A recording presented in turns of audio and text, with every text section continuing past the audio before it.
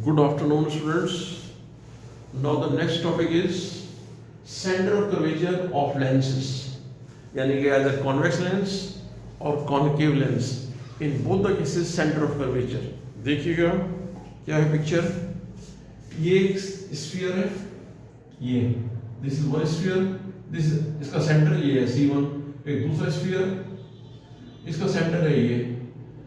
तो this lens है आपका. This is the part of the two sphere. This side and this side. This is the convex lens. इस side का centre of curvature ये C1. इस side का centre of curvature ये C2. So these 2 points are called center of curvature of the lens. देखिए यहाँ a lens has 2 spherical surfaces. यानी कि 2 spherical surface हैं. एक spherical surface ये और दूसरी spherical surface ये. A lens has 2 spherical surfaces.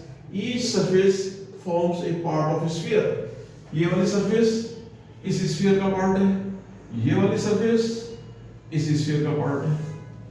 Center of these spheres are called center of curvature of the lens, represented by C1 and C2.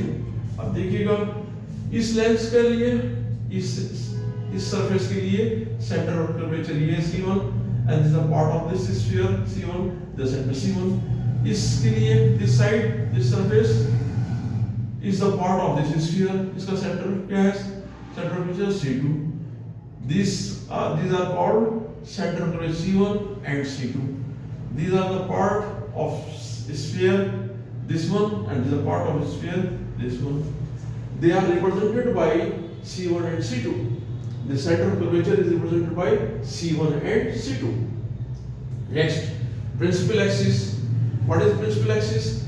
एक line, imaginary line which is passing C1 and C2, that is called principal axis. देखिएगा इसकी sphere ये है, इसका center of curvature ये, दूसरा sphere ये, इसका center of curvature ये. The line which is passing through C1 and C2 is an imaginary line. This is called principal axis. So an imaginary straight line passing through two center of curvature is called principal axis.